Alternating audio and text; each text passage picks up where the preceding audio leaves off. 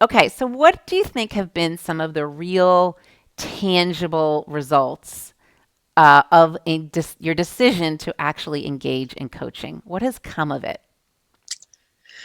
Well, I absolutely have more clients than I've ever had.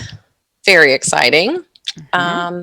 I've held successful workshops, and I actually have workshops scheduled for every month this year that I'll be hosting. So that Love is that. really cool. You've got a Um, plan. yeah, and really, I'm working in my business every day, and I'm just not feeling lost and behind like I was. So to give you a little more perspective, I'd been in business for over a year, and I just really was just my wheels were just spinning, but I wasn't really getting anywhere. Wasn't having a lot of momentum. Okay. So why do you how were you thinking of your business before we started working together, and how do you think about it now? Yeah, well, I like to think that I was always busy. I really was. I'm so busy. I'm so busy, but I wasn't really having a lot of progress or outcomes. So in Andrea terms, is your business a job or a jobby?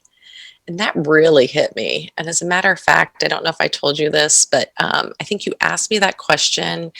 And as I thought about it, it really brought tears to my eyes. I started crying because I really had some um, awakening to the fact that, yeah, and I want this to be a career, a job, not just a jobby. Um, Yeah, so, yeah, I just I wanted to go ahead. I find a lot of women, even if they are not their own business owner, even if they're working for someone else, they're not necessarily treating it with they're not serious about it. It's more of like a hobby, so I call it a jobby, and that does hit home because as soon as you start thinking about something as a job or a profession versus just something you do every day, it changes the perspective. Yeah, Yeah, yeah. yeah. I really needed a starting point and some direction, I think. I think I just didn't really have a direction, and I needed some strategies and some mindsets. And yeah, that jobby thought really created some feelings inside of me that I wanted to really change the thought behind that. So, what do you think was getting in your way of doing all of that on your own? Myself, number one.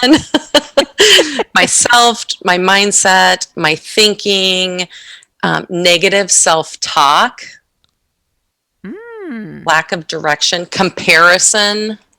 Compare and despair? Yeah, Yeah. comparison's the thief of joy.